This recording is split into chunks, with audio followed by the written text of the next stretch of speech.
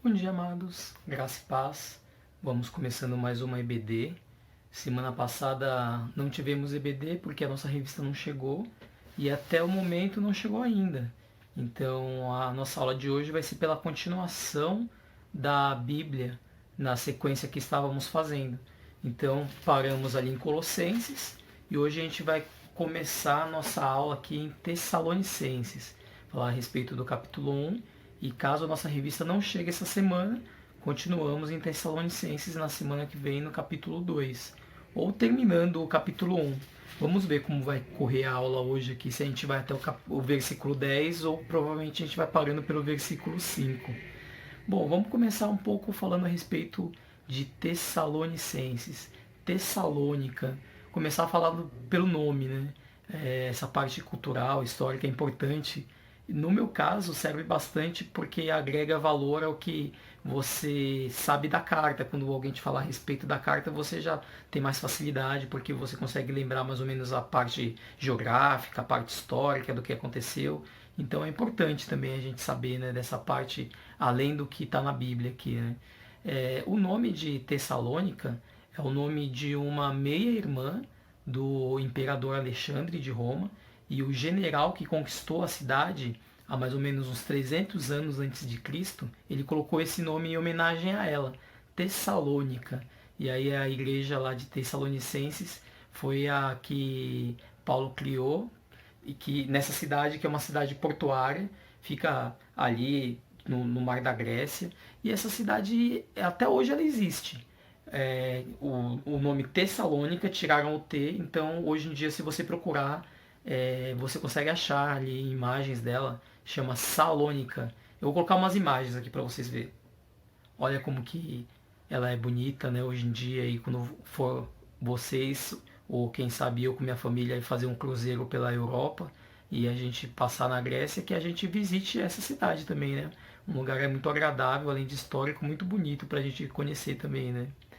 Bom, e Paulo passou por essa cidade e ele passou lá de uma maneira muito rápida, porque ele chegou lá e ficou somente uns 3 sábados. Ali em Atos 17, você consegue ver Lucas falando a respeito dessa passagem de Paulo por Tessalonicenses, pela cidade de Tessalônica.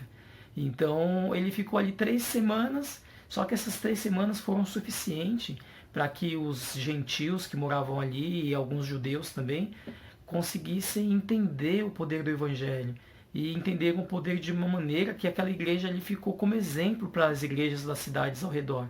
E ali então o Evangelho começou a criar um poder, começou a se enraizar, porque cristãos de verdade estavam ali, né, fazendo com que a igreja de Deus tivesse bastante poder naquele lugar ali, né, fosse crescendo, né, fosse espalhando as boas novas, apesar de o custo de vida, o custo de prisão, custo de chicote, custo de espancamento, apedrejamento, né, porque a perseguição era muito grande, mas mesmo assim eles não desistiam, né. Ali sim Paulo conseguia ver que eles realmente estavam no caminho certo, né? Porque eles tinham a plena convicção de que o que eles estavam fazendo aqui nessa terra não tinha muito sentido se não fosse para eles se aproximassem de Deus, né? Através de Jesus Cristo. Depois que eles entenderam a conversão deles, eles já não voltaram atrás.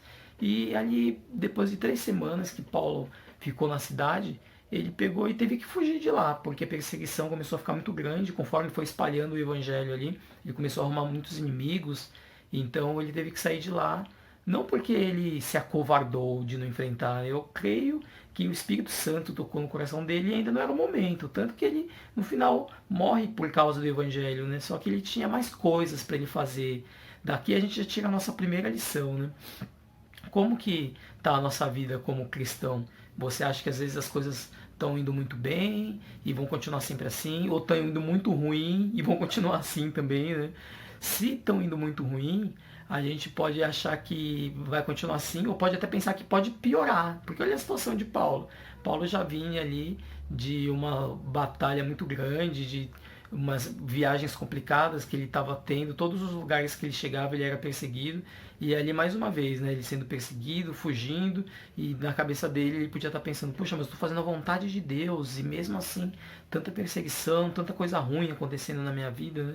Mas ele sabia que Deus estava no controle, então aquilo ali é o que bastava para ele, a graça de Deus bastava para ele, né? Então ele continuava firme ali, independente das lutas, independente de tantos problemas que viessem ali para ele ter que enfrentar, né? E ele fugiu dali, ele foi para uma cidade que se chama Bereia, que é a 160 quilômetros dali. E o pessoal lá devia estar bem bravo com ele, né? Porque seguiram ele até Bereia. Até 160 quilômetros de distância foram atrás dele. Ele teve que fugir de Bereia também para Corinto. E aí quando ele chega em Corinto, Timóteo, que era companheiro dele, né, de viagem, companheiro dele de estar propagando o reino de Deus, propagando o evangelho de Cristo, né, e vai lá, visita os Tessalônicos, a igreja de Tessalonicenses, e volta para contar para ele o que está acontecendo. E aí ele sente de fazer a carta, que é essa carta que nós temos aqui, que vamos começar a estudar hoje, para tentar confortar eles, tentar elogiar de certa maneira, porque vendo que eles, apesar de toda a luta que eles estavam tendo, eles continuavam firmes no caminho ali, mostrar que eles estavam sendo exemplo, para fortalecer eles, né? Fortalecer que eles continuassem firmes ali, porque eles estavam indo muito bem, né? Que aquela ali era a sequência que se esperava de cristãos de verdade, e eles estavam conseguindo passar muito bem aquela prova de fogo ali que eles estavam passando, né? Porque Paulo saiu de lá, mas quem ficou ali, imagina, continuou sendo muito perseguido, mas mesmo assim continuou persistindo na vontade de Deus, persistindo no evangelho, né? Então vamos começar aqui pelo texto. Então, primeira carta de Paulo aos Tessalonicenses, e vamos ver aqui a saudação que ele faz no capítulo 1, versículo 1. Começa assim a carta: Eu, Paulo, e Silas e Timóteo escrevemos essa carta aos irmãos da igreja da cidade de Tessalônica, a vocês que estão unidos com Deus, o Pai, e com o Senhor Jesus Cristo. Que a graça e a paz estejam com vocês. Bem forte a saudação, né? A gente muitas vezes fala, que se cumprimenta, né, graça e paz, como se fosse um. E aí, tudo bem? Como que você tá? Mas você pensar, né, que a graça de Deus, né, tá sobre eles, né? E logo vai estar a paz também, né? Já comentamos sobre isso algumas aulas atrás, né? É muito importante, né, a graça de Deus estar sobre nós. Porque a partir do momento que nós temos a graça de Deus sobre a nossa vida, paramos de ser inimigos de Deus, porque a gente tem novamente contato com Deus, com o nosso Criador, através de Jesus Cristo, a graça dele está conosco. E essa vai ser a base da nossa fé, sabendo que a graça de Deus está conosco, então não tem como as coisas darem errado. Porque podem acontecer coisas que aos nossos olhos são grandiosas, problemas enormes, né? Pode chegar até o final, que é a morte nessa vida, mas sabendo que esse final vai ser quando a gente vai ter vencido e vai estar junto de Deus, né? Porque a graça dele fez com que nós nos tornássemos filhos dele, né? E somos selados pelo Santo Espírito de Deus que está conosco, nos garantindo que quando nossa vida terminar aqui, a gente vai estar junto lá dele, né? E isso nos dá paz, né? Então que essa paz esteja conosco, como estava com eles lá naquele ponto, né? Eles estavam passando por tantas lutas, mas eles sabiam que estavam debaixo da graça e da paz de Deus, né? Continuando aqui, o versículo 2 fala assim: Nas nossas orações, sempre damos graças a Deus por todos vocês e nunca deixamos de pedir em favor de vocês. Olha aqui, já Paulo ensinando como que devemos orar, né? Dando graças a Deus por eles, pela vida que eles tinham, pela vida que eles estavam levando. Muitas vezes é da nossa natureza, infelizmente, né? Só a graça de Deus na nossa vida mesmo para mudar isso. A outra pessoa, quando ela está indo mal, a gente consegue consolar muito fácil, né? Porque, ele está indo mal, poxa vida, né? Tadinho. Agora, quando a pessoa está indo bem, a tendência é que a gente tenha inveja da pessoa, que a gente queira que a pessoa tropece, que ela não vá tão bem assim. Tem aquela coisa que as pessoas têm de que, tá tão bem quanto eu, tá bom, tá mais que eu, a pessoa tende a querer ter inveja, porque é da natureza humana essa parte de competição. Então acaba que quando você vai orar, você vai buscar Deus, você sempre vai tentar orar só por você mesmo, né? Porque é o que a nossa natureza nos faz, né? Você se preocupar com você mesmo, né? Em primeiro lugar o nosso reino, para depois o reino de Deus e depois o reino do nosso próximo.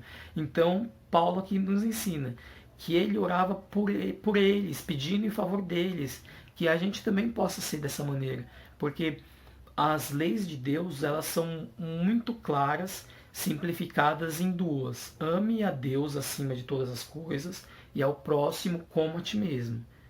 A primeira, ela faz com que a gente consiga cumprir a segunda. Amando a Deus acima de todas as coisas, a gente vai estar debaixo da graça dele, vai estar debaixo da paz dele, e dessa maneira, só vivendo em amor com Deus e o amor dele estando conosco, a gente vai conseguir amar o nosso próximo de verdade, sem sentir inveja, mesmo que ele esteja melhor do que a gente, consolando de verdade quando eles estiverem precisando, e orando pelo que as pessoas precisam, nossos conhecidos, nossos irmãos em Cristo, nossos familiares, se importando de verdade pelas outras pessoas e não só da boca para fora, porque aquilo é socialmente bem aceito, né? Que a gente não tenha máscaras que um dia caiam e mostrem, puxa vida, né? Mas você falava tal coisa e era de tal jeito, mas no fundo você não era nada disso. Porque no fundo, todo mundo é fraco, todo mundo é pecador, todo mundo tem essa natureza que está já no gene do ser humano de pecado depois da queda de Adão e do pecado original. Todos nós somos assim. O que a gente tem que fazer é trabalhar para que o Espírito de Deus possa nos transformar, que o poder de Deus faça com que a nossa vida não seja mais essa vida natural que todo mundo tem a tendência de seguir, mas sim que a gente consiga fazer com que Deus nos modele conforme Ele quer, conforme Ele espera que um cristão seja. Um pequeno Cristo. Cristo veio nesse mundo para Ele fazer com que o próximo tivesse êxito, com que o próximo fosse salvo. Porque ele já estava lá, ele é Deus, ele estava no céu, ele desceu e ele sofreu para se entregar pelo próximo. E nós, imitando a ele, seguindo os passos dele, também temos que fazer isso. É difícil, sim, mas com a ajuda do Espírito Santo que habita em nós, nós conseguimos. E também precisa de um certo treino, digamos assim, né? Então, que quando a gente ora, a gente sempre pense, né? Não somente no que eu estou precisando financeiramente, eu estou precisando da parte de saúde, eu estou precisando psicologicamente, mas que a gente possa ver, puxa vida, o que os meus irmãos, os meus familiares estão precisando e pedir pelos outros, porque isso sim é uma igreja unida, isso sim é uma comunidade que junta está se ajudando e está buscando a Deus unida, e isso é bom aos olhos de Deus, porque o nosso vínculo, a nossa intimidade com Deus não é somente na vertical, é também trabalhada na horizontal, porque a partir do momento que você recebe de Deus o amor dele, você não consegue ficar só para você, você espalha para as pessoas que estão ao seu redor. E isso, a oração é um ótimo de um exercício, né? Como que está sendo a nossa oração? Como que a gente está pedindo pelas outras pessoas que a gente ama, que a gente considera, e tantas vezes até as que a gente não considera, né? Como que a gente tem reagido quando alguém faz mal pra gente?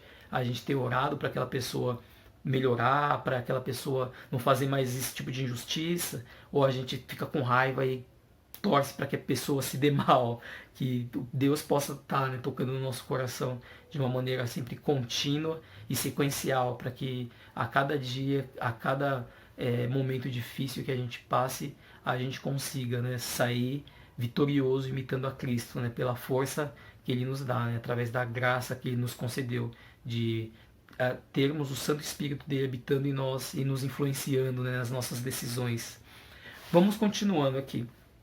O versículo 3 fala assim: pois lembramos na presença do nosso Deus e Pai como vocês puseram em prática a sua fé, como o amor de vocês os fez trabalhar tanto e como é firme a esperança que vocês têm no nosso Senhor Jesus Cristo.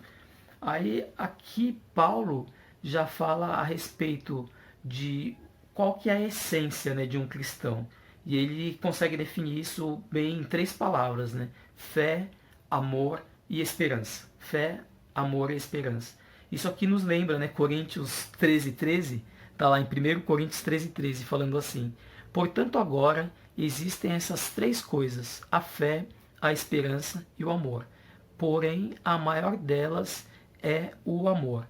E se você vê em diversas outras partes da Bíblia, essas três colocações aqui que Paulo fala são exortadas, né? Fé que vai trazer esperança, que isso com o amor de Deus são os ingredientes, né, que fazem a massa, que faz o cristão tá funcionando ali, né? Faz com que a sequência de coisas que ele vai ter nessa vida vão ser agradáveis aos olhos de Deus, vão demonstrar a sua verdadeira conversão, né? Se ele está realmente indo no caminho certo ou não.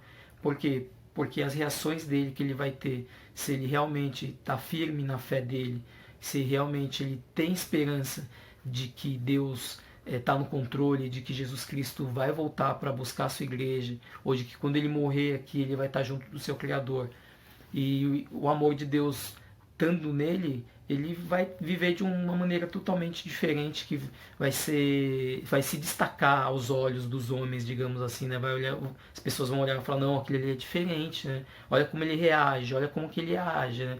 Olha só como que ele faz de maneira diferente do que seria o natural de um ser humano fazer, né? Por quê? Porque ele está trabalhando ali conforme Cristo veio nessa terra ensinar, né? E não conforme ele mesmo estaria fazendo ali da vontade própria dele, egoísta, né? Que seria da natureza de que todos nós temos, né? Vamos começar aqui então falando um pouquinho a respeito desses três dons, né? Sabendo que eles são essenciais para a vida do cristão, né? Fé, amor e esperança. Fé, ele fala aqui que a respeito dessa fé, que ela tem que ser uma fé operosa. Essa fé que ele fala operosa é de você pegar e fazer ela ter ação. Porque não adianta nada você pegar e falar assim, não, eu tenho bastante fé em Deus. Tá, mas se você realmente tem bastante fé em Deus, então você vai querer saber qual que é o plano que ele tem para a humanidade, qual que é o plano que ele tem de salvação, qual que é o plano de redenção, qual que é a verdade que ele tem para mostrar para todo ser humano. Você vai atrás daquilo. E isso vai fazer com que você tenha a sua vida transformada, porque a partir do momento que você descobre que somente Jesus Cristo é a verdade e a vida, que somente através dele você consegue se achegar a Deus, somente através do sacrifício de Jesus Cristo que o ser humano não vai mais estar em guerra com Deus, mas vai estar em paz com Deus. Porque Deus vai olhar e não vai ver mais ali um pecador, mas vai ver o sangue de Jesus Cristo redimindo e justificando, né, aquele ser ali. Então, a pessoa entendendo isso, tendo fé nisso, ele vai viver de uma maneira diferente e aquilo ali vai fazer com que ele tenha ações diferentes na vida dele. Então você vê que tem um ditado popular que diz que você demonstra o seu amor mais com atitudes do que com palavras, e na fé é a mesma coisa. Depois Tiago fala mais para frente, né, na epístola dele, de que a fé sem obras é morta. Só que tem muitas pessoas que distorcem isso e aí começam a falar que, ah não, mas aí então você tem que fazer porque aí você está mostrando a sua fé.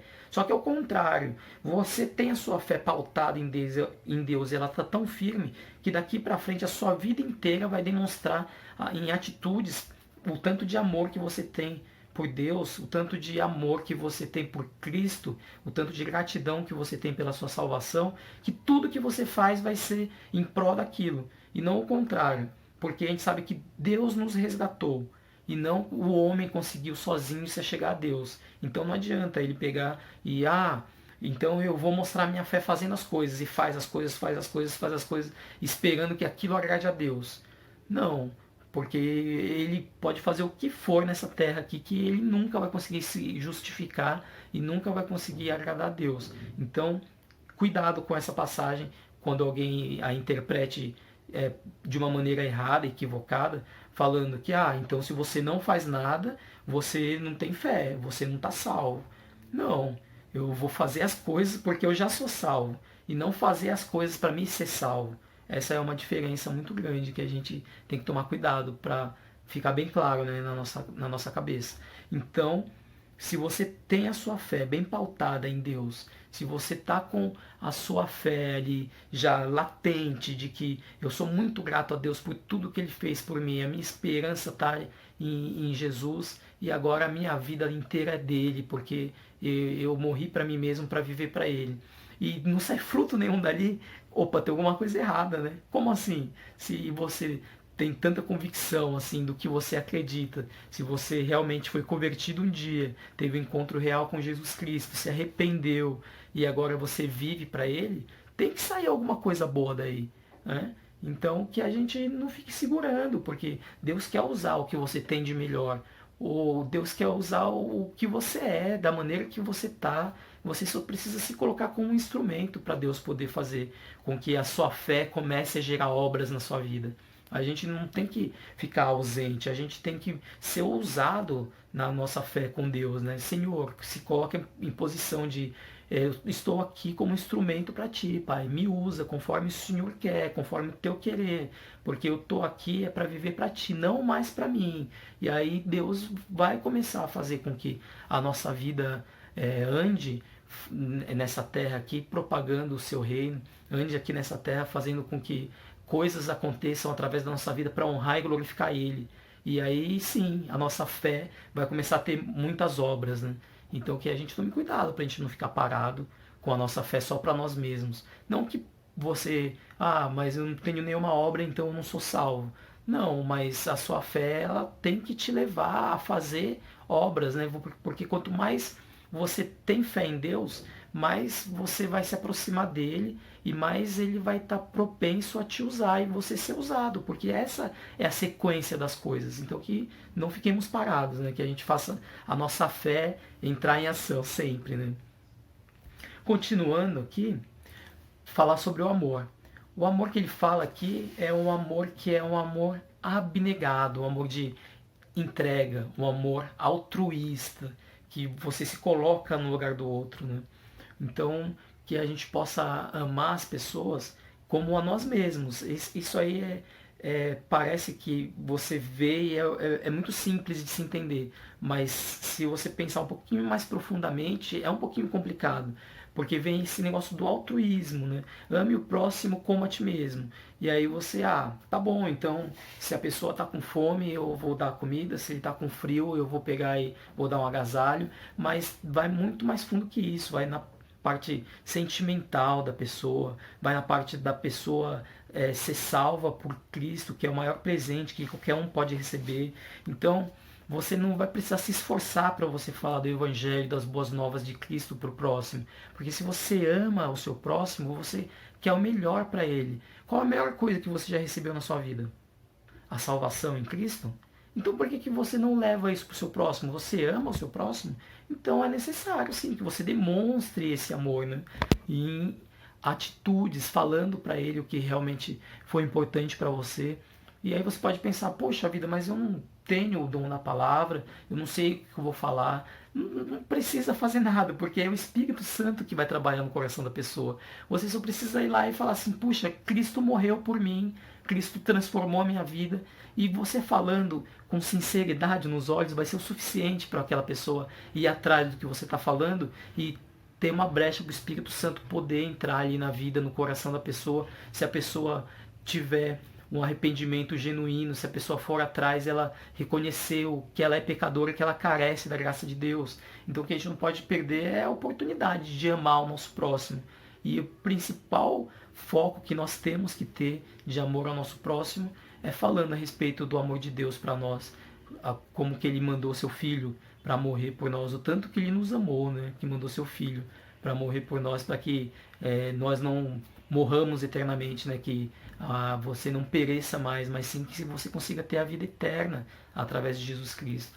Então que a gente possa treinar o nosso amor pelo próximo, não somente com coisas materiais, né? Mas levando também a parte espiritual, essa parte sentimental, porque aí sim, de verdade, você vai estar se colocando no lugar do outro, né? Qual é o melhor presente que você já recebeu? Então que esse seja o melhor presente que também nós estejamos dispostos a dar ao nosso próximo, né?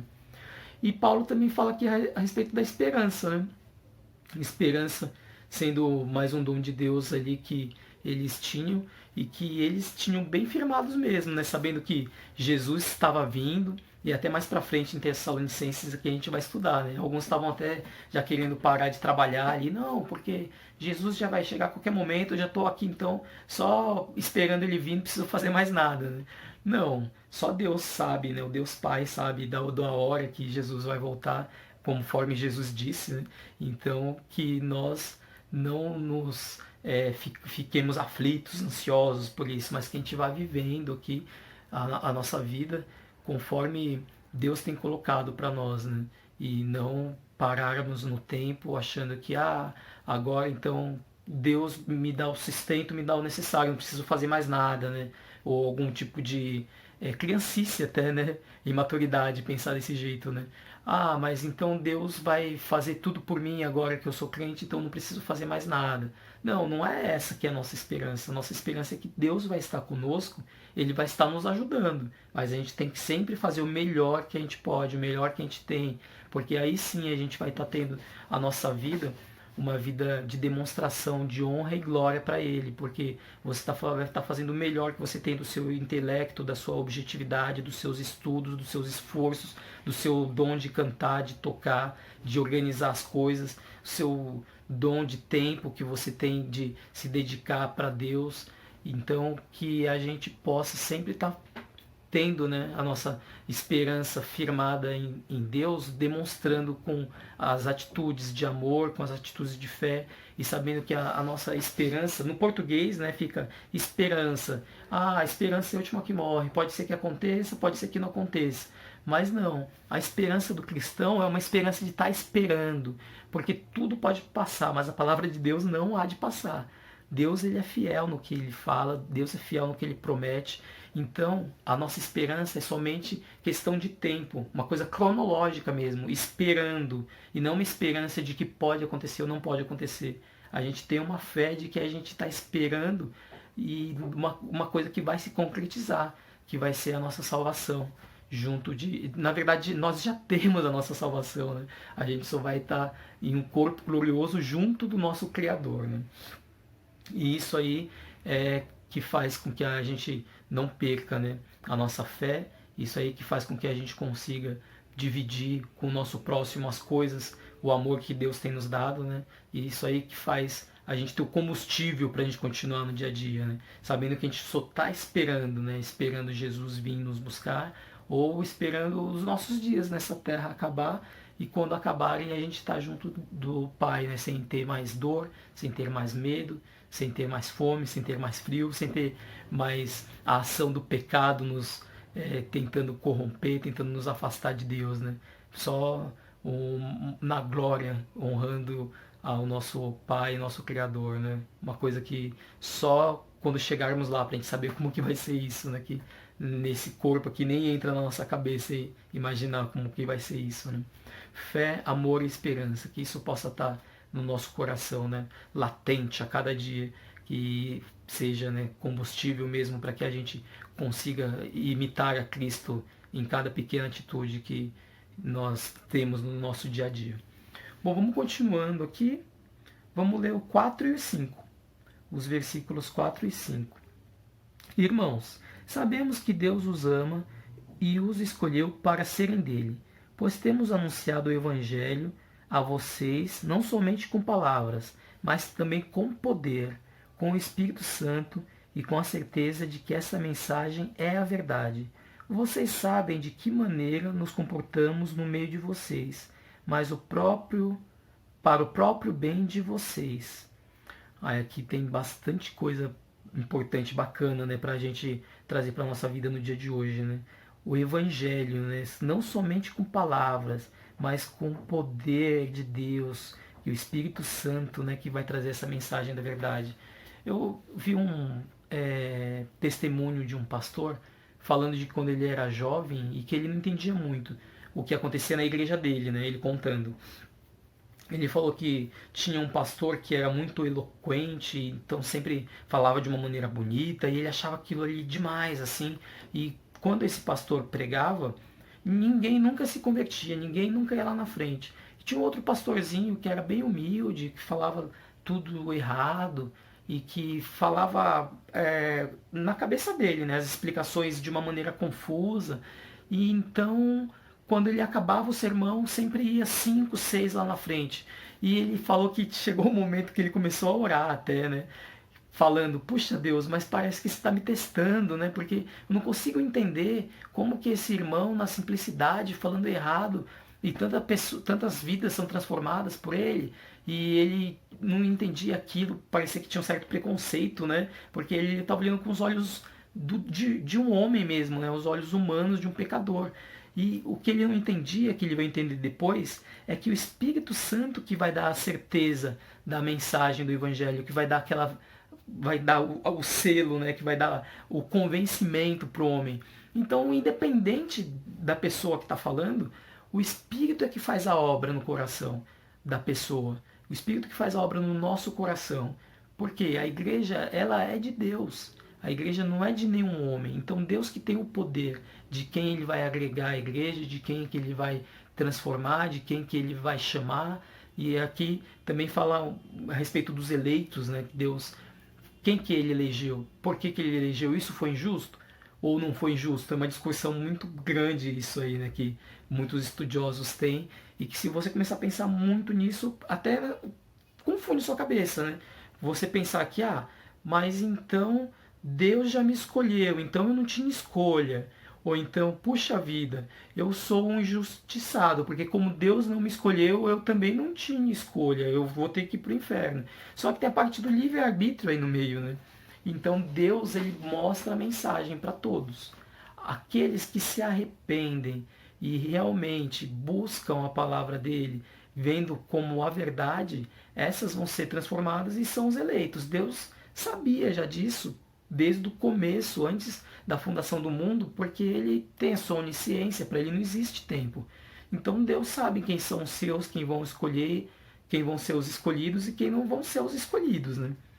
Mas o que cabe a nós é sabermos que a partir do momento que somos escolhidos por ele, passamos a fazer parte da igreja dele, a transformação acontece na nossa vida e a gente tem que fazer com que essa transformação seja uma conversão de verdade, sabendo que agora a gente passou da morte para a vida, que a nossa escravidão agora não vai ser mais do príncipe desse mundo, mas a gente passou a ser escravo de Deus, servos de Deus.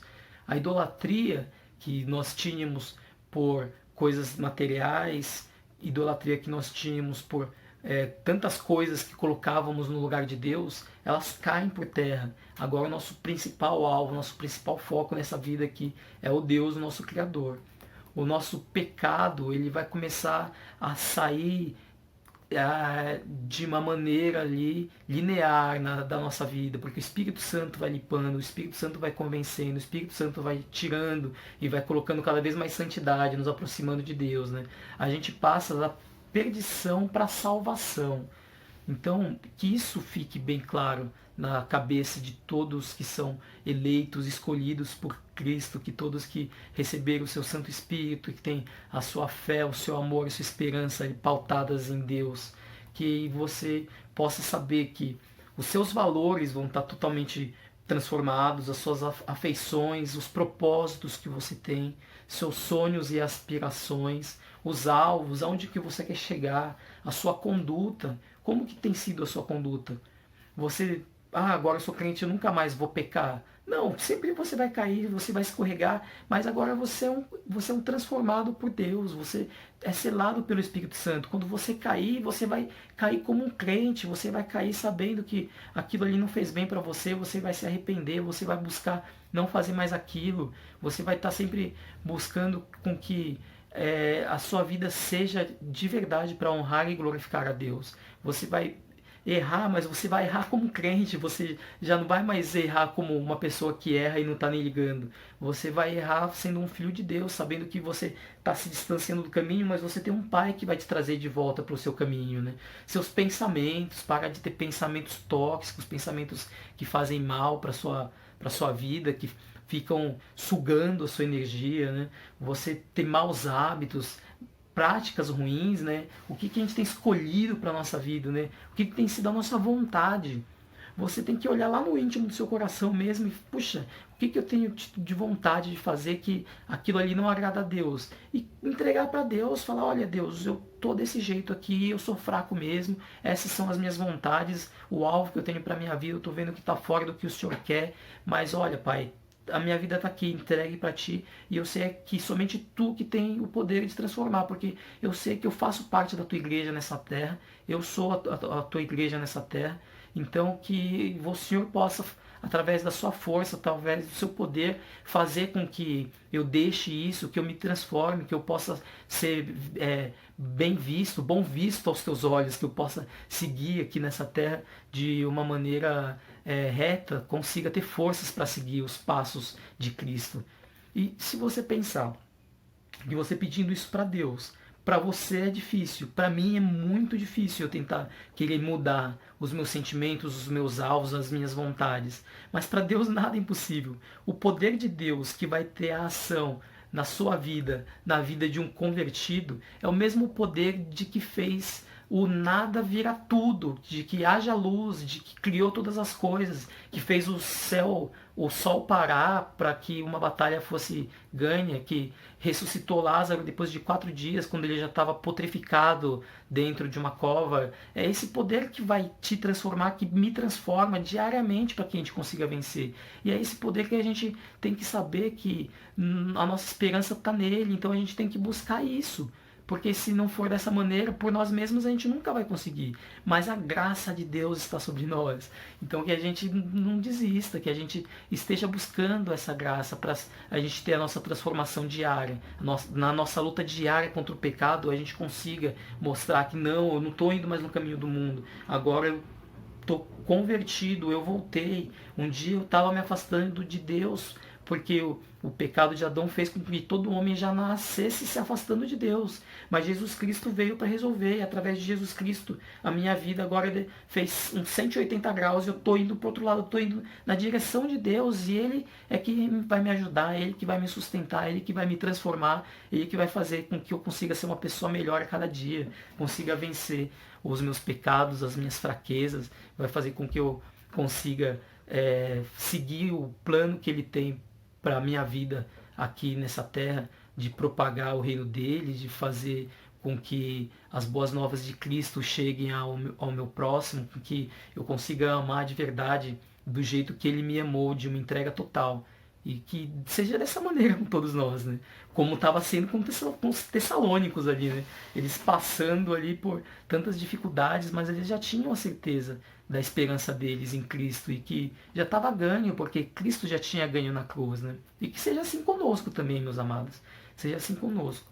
Que a gente tenha essa certeza que isso que vai ser o nosso combustível para que a gente consiga realmente ter uma vida que vão olhar para nós, e não para nossa honra ou para nossa glória, mas sim para a honra e glória de Deus. Olha, ali vai um cristão, porque olha como ele é diferente, olha como as atitudes dele são diferentes, olha como ele ama realmente sem interesse, né? E etc. Olha como ele parece com Jesus, né?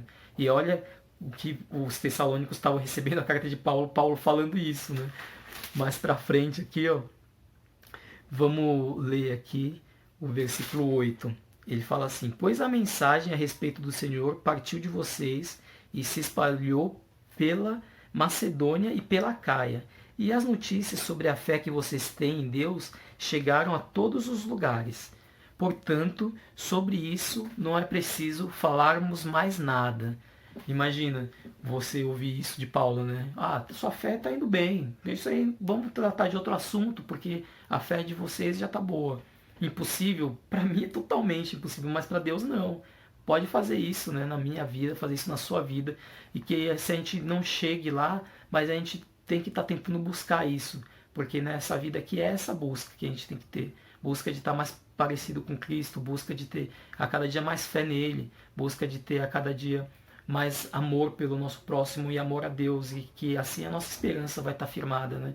As 3 coisas estão bem intrínsecas, né, digamos assim, né? Porque a nossa fé em Deus faz com que a gente tenha esperança, e a gente tendo esperança, isso faz com que a gente consiga amar muito fácil, porque a gente sabe que a nossa esperança já não está em mais nada dessa terra, em mais nada desse mundo, está pautada em Deus, então a gente simplesmente vai fazer a vontade dele e não mais a nossa, né?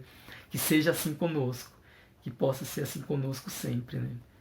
A gente vê que quando a gente estuda, né, a igreja primitiva, ela nos dá uma lição em tanto, né, de como eles ali em 3 semanas conseguiram uma conversão verdadeira, né, uma conversão verdadeira. Em 3 semanas, essa revolução que eles fizeram, que eles tiveram ali de poder enfrentar o que fosse para que a verdade de Deus prevalecesse, né?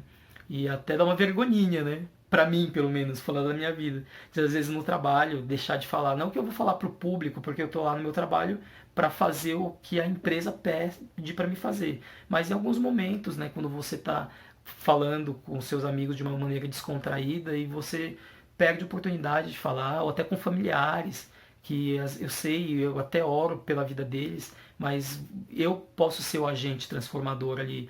E Deus quer que eu seja, mas por algum embaraço, muitas vezes a gente não faz, a gente não fala. E ali a gente esquece que é o Espírito Santo que vai fazer a obra, né?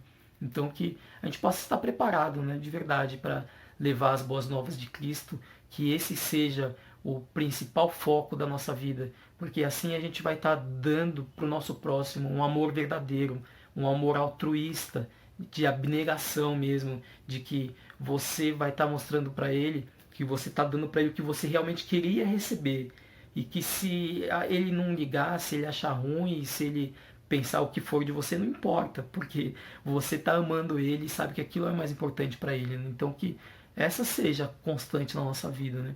Tentarmos levar o Evangelho e as boas novas de Cristo sempre ao nosso próximo, que assim a gente vai estar demonstrando o nosso amor, né, nele, e que a esperança de Deus esteja no nosso coração, né? Sabendo que a gente está esperando só para ele chegar, né? E não que é uma esperança que, de alguma coisa que pode acontecer ou não, porque a nossa fé está firme, né, no que é verdadeiro, no que não tem como não dar certo, né? Porque o Criador de todas as coisas, o nosso Criador que está à frente disso, então não tem, né, como isso sair do seu controle, né? Pode sair do nosso controle, mas do controle dele nunca há de sair, né?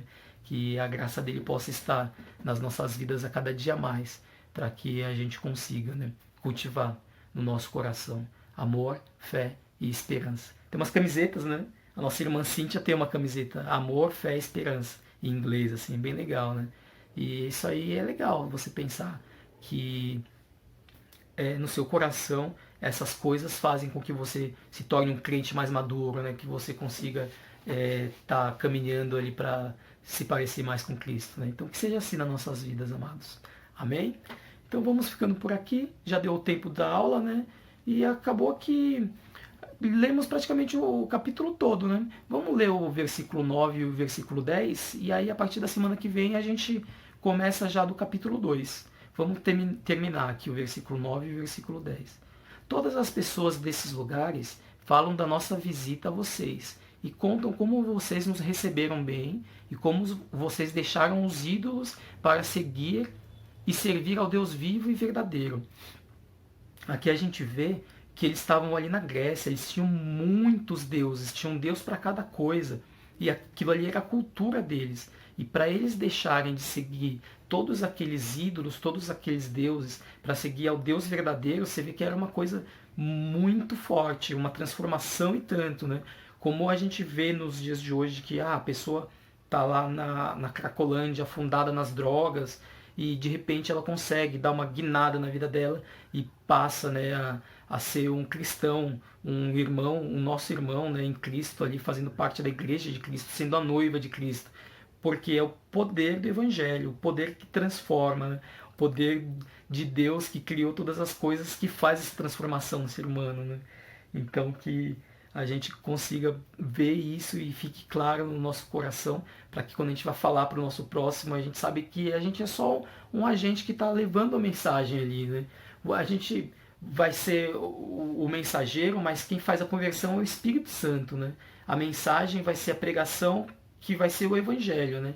E esse Evangelho é que é o poder de Deus, né? Para a salvação de todo aquele que crê. Está lá em Romanos 1,16, né? O Evangelho é o poder de Deus para a salvação de todo aquele que crê. Continuando aqui, o versículo 10.